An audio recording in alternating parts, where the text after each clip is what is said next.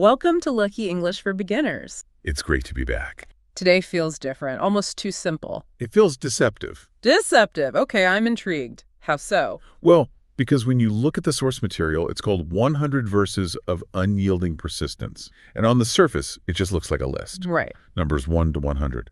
You see the phrase, don't give up, over and over again, and your brain, just wants to skim. It says, oh, I've seen this. It's a motivational poster with a cat on it.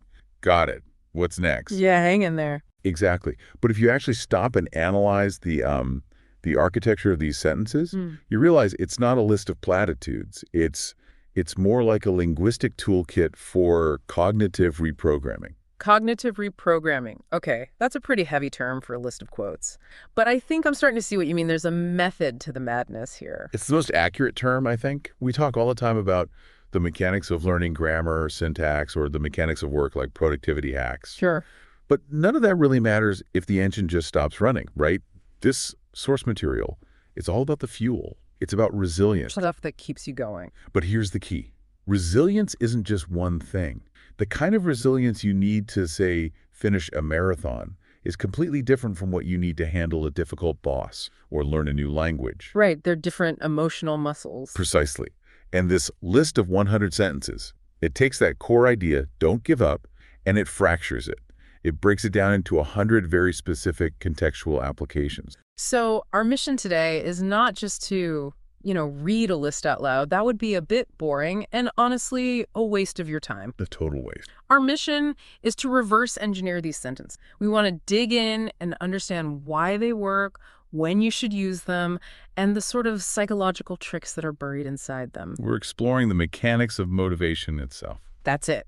So here's the roadmap. We'll start with general motivation, the bedrock stuff. Then we'll get specific, study and learning. After that, work and career. And finally, we'll bring it all together with personal growth, life, and even sports and health. And definitely stick around for the end because we're going to do something a little different. We're going to have a little vocal gym. A simulation, a chance to actually practice using these tools. I love that, a vocal gym. Okay, let's dive in. Section 1, general motivation. This is sentences 1 through 20. And right off the bat, sentence number 1. It seems so simple, but I have a feeling it's not.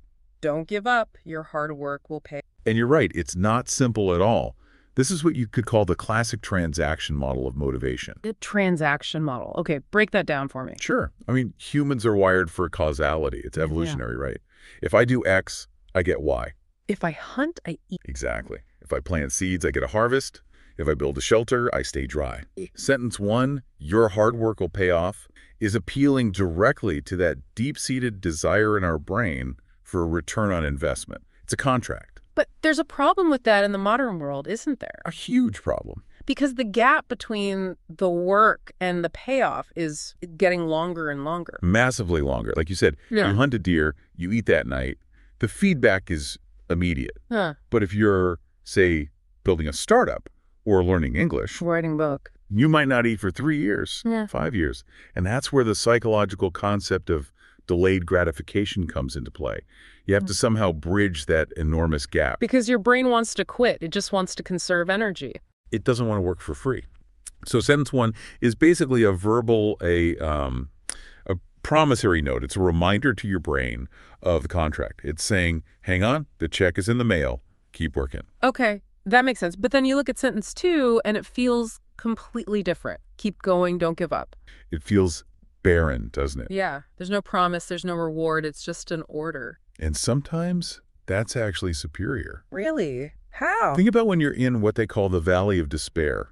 That middle point of a huge project where the initial excitement is long gone. And the finish line is nowhere in sight. Exactly. In those moments, thinking about the big payoff can actually be depressing because it feels so impossibly far away. It makes the task feel even bigger. It does. So in that moment, you don't need a carrot.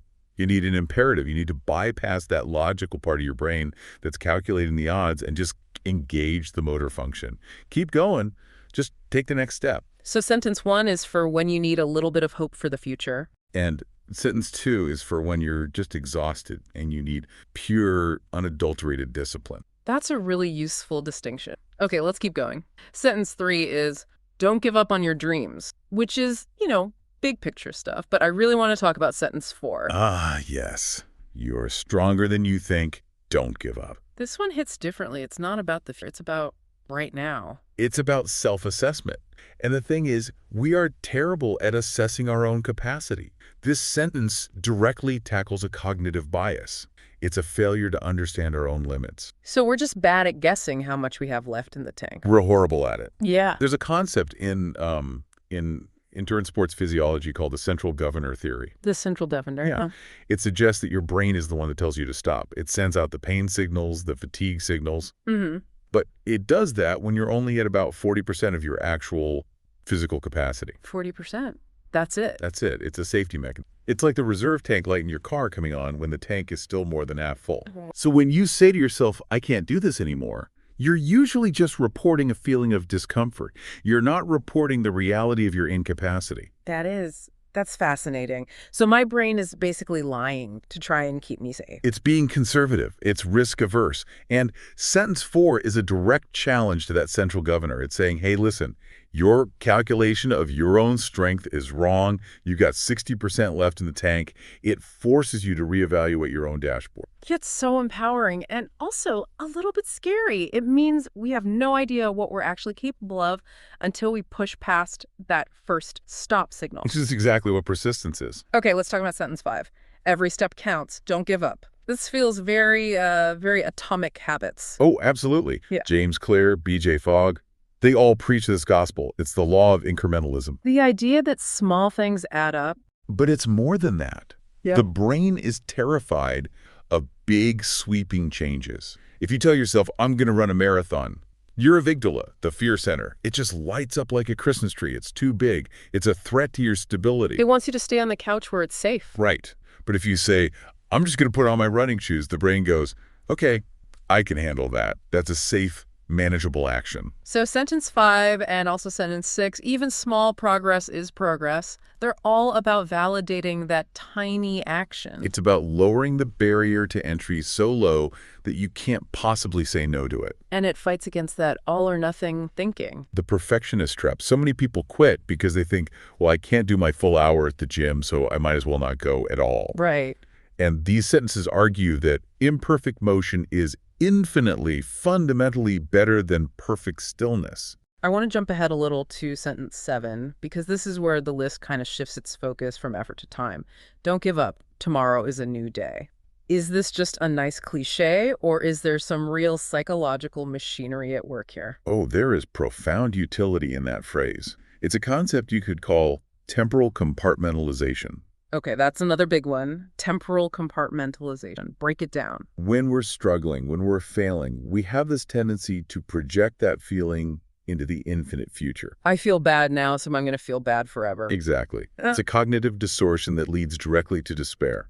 Sentence 7 places a hard border, a wall around the suffering. Sure. It says the chaos is contained within this single 24-hour unit. It resets the scoreboard to 0. It's like a save point in a video game. No matter how badly you played today, you get to respawn tomorrow with a full health bar. And that pairs perfectly with the next one, sentence 8. Challenges are temporary. Don't give up. Temporary. That word is everything. It's the antidote to what psychologists call the permanence trap. The permanence trap. Martin Seligman, the father of positive psychology, he found that one of the key differences between pessimistic and optimistic people is how they view bad events. Okay. A pessimistic person sees a failure as permanent. I failed this test, therefore I'm stupid. An optimistic or resilient person sees it as temporary. I failed this test, so I need to study more for the next one. So by just saying the word temporary to yourself, you're actually training your brain to adopt that more optimistic explanatory style. They're literally hacking your own internal monologue. You're rewriting the script. That's really cool. Okay, let's skip down the list a bit to sentence 16. This one really stood out to me. Don't give up. Obstacles are opportunity. This is pure stoicism, right? This is Marcus Aurelius. The impediment to action advances action. What stands in the way becomes the way. Yes, it absolutely is. It's the ultimate act of reframing. Because most of us see an obstacle as a stop sign, a dead end. Right. And this sentence reframes it as a directional sign, a signpost. If you fail a test, the message isn't, you are a failure. The message is, hey, you need to study this specific chapter a bit more. It turns the emotional weight of failure into just data. It transforms it into useful information. which leads you directly into sentence 18. Don't give up. Every failure is a lesson. This one changes the currency of failure. That's a great way to put it. Think of it this way. When you fail, you've paid a cost, right? You've set your time, your effort, your energy. Sure. But what did you buy with that currency? You bought knowledge. You bought experience. Now, if you quit, you're basically throwing away the very thing you just paid for.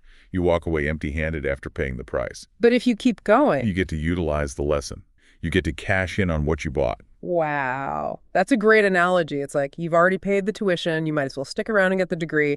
Don't drop out after you've paid the fees. That's it, exactly. And then to round out this whole first section, we land on sentence 20. Don't give up.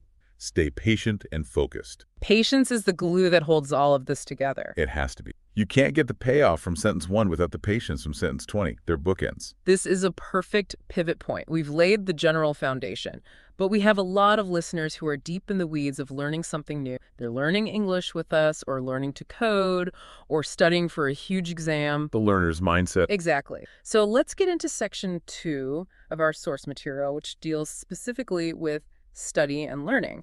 This is sentences 21 through... And this requires a very, very specific kind of resilience, because the act of learning is the act of constant, repeated failure. There's no way around it. You can't learn a new language without sounding like an idiot for a couple of years. It's just part of the process. You have to embrace the awkwardness. So sentence 21, don't give up on learning English, or, substitute Python or piano or whatever it is you're struggling with. The specificity here really matters. It names the dragon. It validates the particular struggle you're going. It makes it feel seen, but I want to zero in on sentence 24.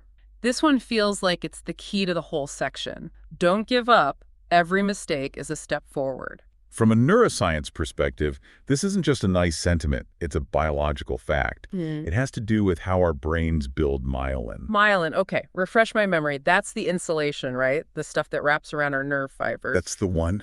Think of your brain circuits like raw copper wires. Myelin is the rubber insulation that gets wrapped around them. And the thicker the insulation, the faster and cleaner and more efficient the electrical signal travels. Now, here's the kicker.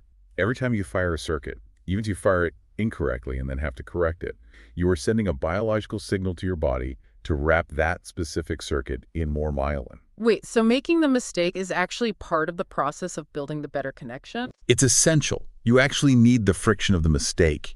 You need the struggle. That's the signal that tells the brain, hey, this circuit is important. We use it a lot. Let's upgrade it. If you just breeze through everything perfectly, you're not building density in the brain. So that feeling of frustration when I'm, struggling to pronounce a new word, or my code keeps throwing an error, that's actually the physical sensation of learning happening. That's it. Frustration is the feeling of neural expansion. If you aren't frustrated, you aren't learning. You're just reviewing what you already know. That reframes everything. I'm not failing, I'm myelinating. I love that. Write that one down. I will. Okay, we have to talk about sentence 30. This is the big controversial one. Don't give up. Hard work beats talent. The age-old debate. Nature versus nurture. So do you buy it? Because honestly, sometimes it feels like talent does win. I mean, we've all known that person who just hears a song once and can play it on the guitar, or just gets the math. And you're not wrong. In the short term, talent often wins. Absolutely.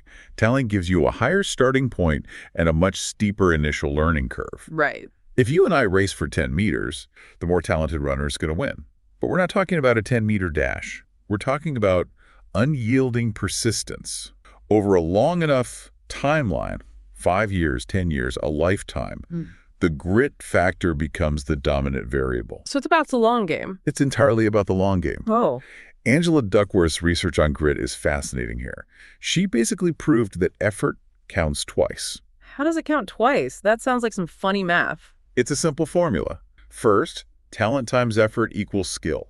Okay, that makes sense. You have to put in effort to turn your raw potential into an actual skill. Right.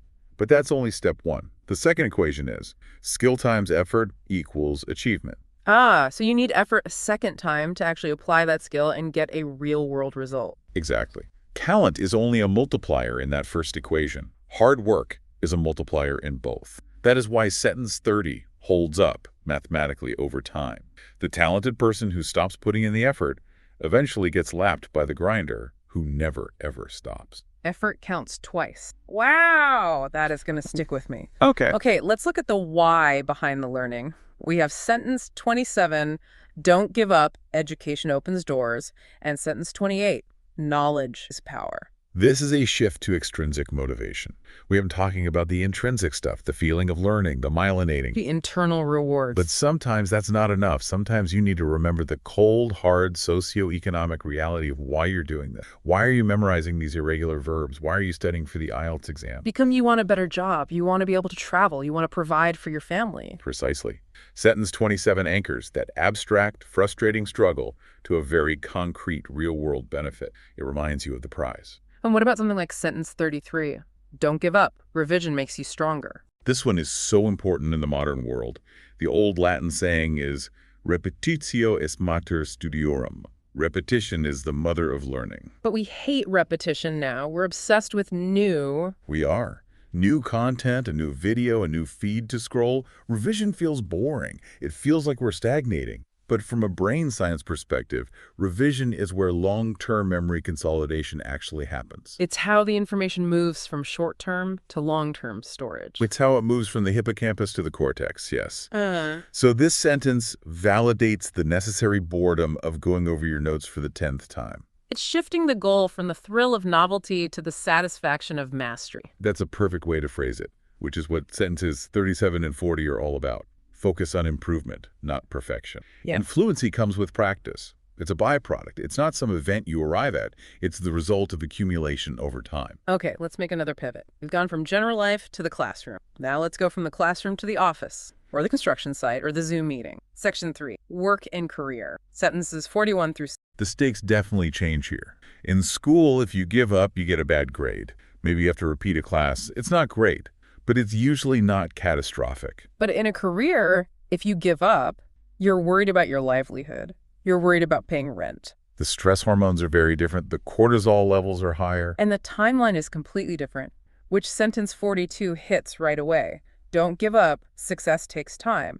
And then sentence 49 reinforces it. Don't give up. Your career is a marathon. This is so critical for what we might call the Instagram generation. I know what you mean. We are constantly exposed to these hyper-successful outliers. The 22-year-old tech billionaire, the viral star who pops up overnight.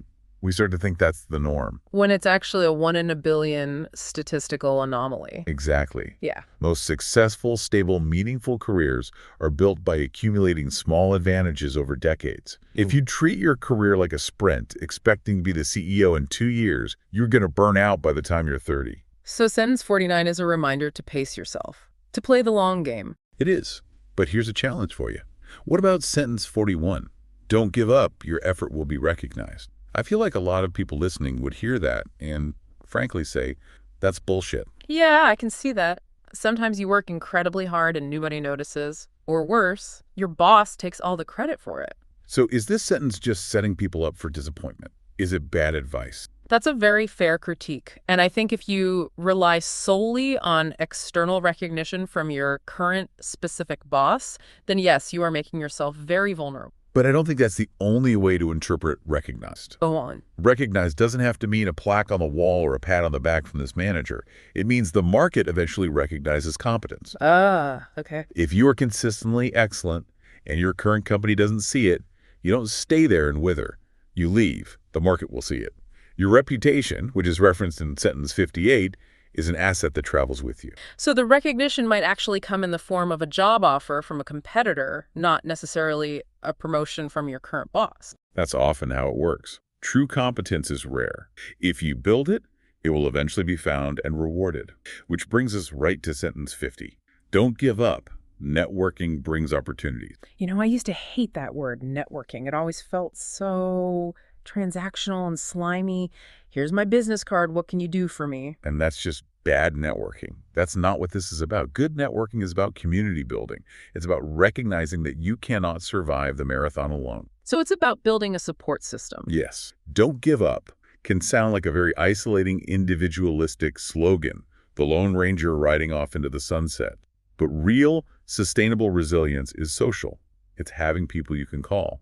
Sometimes not giving up just means sending a text message to a friend saying, hey, I'm really struggling with this project. Do you have any leads or ideas? That connects really well to sentence 56. Don't give up. Adaptability is key to success. This feels very, very modern. This is the modern pivot. This is the update to the old definition of persistence. What do you mean? Well, in the 1950s, persistence meant stay in the same job at the same company for 40 years and collect your gold watch. That was the model. Right. Loyalty and stability. Today, that model is actively dangerous. The economy changes too fast. AI is changing things. Globalization changes things. Today, persistence means staying committed to your goals, your financial goals, your professional growth goals, but being incredibly flexible about the vehicle you use to get there. So maybe your whole industry gets automated. You don't give up on working. You give up on that specific job. You learn a new skill. That's sentence 47, and you adapt. It's Darwinian, really. It's not the strongest to survive, but the most adaptable to change. Precisely. And hiring managers are looking for that now. They talk about AQ, or adaptability quotient, being just as important as IQ or E. Let's circle back to one we skipped, sentence 45. Don't give up. Opportunities are around the corner. This one goes back to something we could call the optimist's wager. The optimist's wager. Yes, you can't prove that an opportunity is there. You have zero data to support it. But if you stop walking, if you stop looking, you 100% guarantee you will not find it. You have to bet on the possibility that it exists. You have to. You have to wager on the existence of the opportunity simply to justify the energy expenditure of the search. That reminds me of looking for your lost keys. You only find them in the last place you look. But you have to keep looking to get to that last place. And more importantly, you have to believe they can be found. Or you stop looking entirely. It's a necessary delusion, in a way, a productive belief. And finally, let's touch on sentence 58 again. Don't give up. Keep building your reputation. Reputation is the only career asset that is truly 100% yours. You can lose your job. You can lose your title, your corner office, your company car. All of that can be taken away. But if you are known in your industry as someone who delivers, who is honest, who persists through difficulty, that value remains. It's your ultimate safety net. It's what allows you to be adaptable. Okay, we've covered the mind in general. We've covered the mind at school and the mind at work. Let's look at the vessel that carries the mind. Section 4. Personal growth, life, sports, and health. This feels like the holistic section. It's sentences 61 all the way to 100. It is. This is where the physical and the emotional finally merge. Because you can't have a resilient mind in a body that's giving up, and you can't have a resilient body with a mind that has quit. They're completely intertwined. I want to start with the narrative aspect of this section. Sentence 63 really jumped out at me. Don't give up. Your story isn't over. This is drawing from a field called narrative psychology. The core idea is that we make sense of our chaotic lives by telling ourselves a story about them. We are the protagonists of our own movie. I like that. But when we hit a major crisis, a divorce, a death in the family, a deep depression, it feels like the book has ended. It feels like the credits are rolling. This is it. It's over. The end of the story. Right. And what sentence 63 does is it reframes that crisis as a plot point, not as a conclusion. It says this isn't the end. This is just the dark night of the soul chapter that every good story needs before the final resolution. It allows you to sort of step outside of yourself and look at your life like a director or a screenwriter instead of just the actor who's suffering through the... Okay, this is the part of the movie where the hero gets knocked down hard. And what does the hero always do in the movies? The hero always gets back up. It's a genre convention. If you believe you are the hero of your own life, you have a script to follow. You have to get up. That's a powerful way to look at it. What about sentence 71? Don't give up. Focus on what you can control. That is the dichotomy of control. It is the absolute central pillar of Stoic philosophy. Epictetus taught this 2,000 years ago. And what is it exactly? He argued that almost all of our human suffering comes from trying to control things that are, by their nature, uncontrollable. Like the weather. The weather, the economy, what other people think of you, the traffic on the way to work. This sentence is an instruction to direct 100% of your finite energy toward the very small circle of things you can control. Which are what? My reaction. Your reaction, your effort, your integrity, your choices, that's it. It is the ultimate anxiety reduction tool. It turns don't give up from this passive, gritted teeth endurance into a very active, strategic management of your own mind and energy. That's a brilliant summary of it. Okay, let's switch gears from the mind to the body, the sports and health subsection. I love sentence 86. Don't give up. Every drop of sweat matter. Now we're getting visceral, aren't we? This isn't abstract philosophy anymore. This is about physical pain and discomfort. What I love about this one is that it validates the pain. It doesn't pretend it doesn't hurt. It says, yes, this hurts, and the hurt has value. It frames the discomfort as a currency. You are paying with sweat to purchase health and fitness. But then look at sentence 90, which tackles a different kind of pain. Yeah. Don't give up. Injury is temporary. Oof, this is a big one for anyone who's ever trained for anything. When you get injured, it feels like a betrayal. Your own body quit on you. You feel old, you feel fragile. And the real danger is that the temporary physical stop becomes a permanent mental stop. You break the habit. You stop identifying as an athlete or a runner. You start saying, I used to be a runner. Exactly. And that temporary reminder is crucial. It keeps the mental habit, the identity, alive, while the physical body takes time to repair itself. It reframes the situation from, I used to be an athlete, to, I am an athlete who is currently on a rest and recovery cycle. That's a huge mental shift. I want to compare two sentences near the end that I think are really powerful together. We have sentence 97, consistency is more important than speed, and right after it, sentence 98, focus on the process, not the outcome. These are the twin pillars of sustainable long-term health. They're absolutely crucial. So let's take the first one, consistency over speed. This is the recipe for preventing burnout and injury. It is so much better to walk for 20 minutes every single day for 10 years than it is to go out, run a marathon once with no training, destroy your knees, and then never run again. The tortoise and the hare. It's always a tortoise. And process over outcome. This is the solution to what I call the scale problem. The scale problem, what's that? You know it. You wake up, you eat a perfect healthy salad for lunch, you drink a gallon of water, you go to the gym and have a great workout. And then you step on the bathroom scale the next morning. And your weight hasn't changed. Or worse, it went up by half a pound because of water retention. And you feel like a complete failure. Yes, I know that feeling well. That's because you were focused on the outcome, which you can't directly control day to day. But if you focus on the process, you had a 100% successful day. You did all the actions you said you would do. So you get your win from doing the work itself. You can control the process. You cannot control the immediate outcome. But if you win the process every single day, the outcome will eventually follow. It's a guarantee. That is such a healthier way to live. You get your little dopamine hit from checking the box, not from seeing the number on the scale. Exactly. And that brings us perfectly to the final sentence, number 100. Don't give up. The finish line is closer than you think. And we've come full circle. It's back to that central governor and the end of history illusion we talked about at the very beginning. We are bad at judging distance when we're tired. Terrible at it.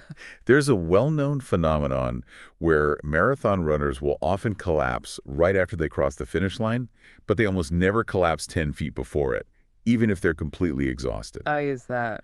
Because the brain regulates its energy output based on the perceived distance to the goal. When it finally sees the finish line, it unlocks the final reserves. It says, okay, we can empty the tank now. Sentence 100 is an attempt to hack that regulation system.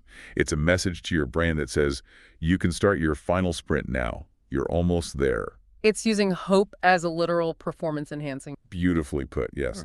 Okay. We have analyzed the theory. We have dug into the psychology, the neuroscience, the sociology of...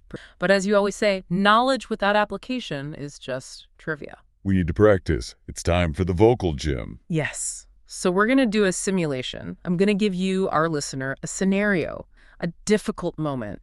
And I want you to physically say one of these sentences out loud.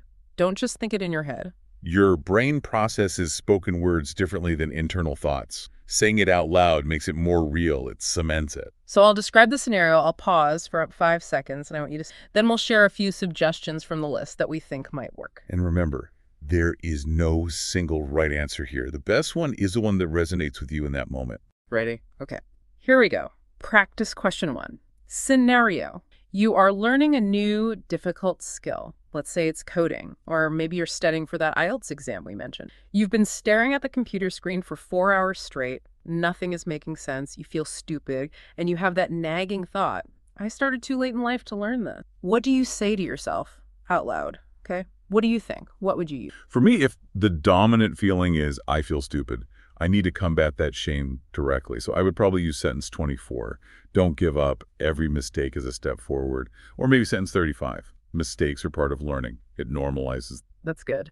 I was focused on that I'm too old for this part, so I might go with something like sentence 34. Learning is a journey. It's not a race. Or even just the super simple sentence 5, every step counts. My goal isn't to understand everything today. It's just to write one more line of code or learn one more vocabulary word. That's a great approach, lowering the stakes. Yeah. All right, let's try a physical one. Practice question 2. Scenario. It is 6:00 a.m. Your alarm is screaming. It's cold outside. It's still dark. You promised yourself last night that you would go for a run this morning, but your bed is so warm, your brain starts listing every excuse in the book. I'm too tired. I'll just go tomorrow. It's probably raining. What is the one phrase that gets your feet on the floor? I know exactly what I would say. What is it? For me, it would have to be sentence 94. Don't give up. Discipline brings results. It's not emotional. It's just a cold, hard fact. It cuts through these. I like that. It's very direct. I think I might go with something even simpler, like sentence 2, keep going. Just that. Don't negotiate with the brain. Don't argue with it. Just give it a command and move. Don't negotiate with the brain. I love that. Because as soon as you start that negotiation, you've already lost. Okay, one last one. Practice question 3. Scenario. This one is more emotional. A friend of yours just lost their job. Or maybe you applied for a big promotion that you really, really wanted and you didn't get it. You have to go into work today and face the person who did get the job. You feel small, you feel defeated. What is the mental armor you put on before you walk out the door? Oof. Yeah, that's a heavy one.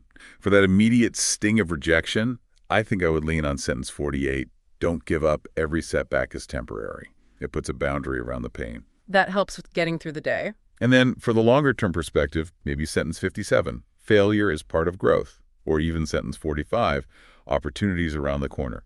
This wasn't the right door, but another one will open. I think for me, in that specific moment of walking into the office, I'd have to use sentence 71. Focus on what you can control. I can't control my boss's decision. I can't control who got the job. But I can control my own professionalism today. I can control my dignity. That is the definition of professional resilience right there. We have covered so much ground today.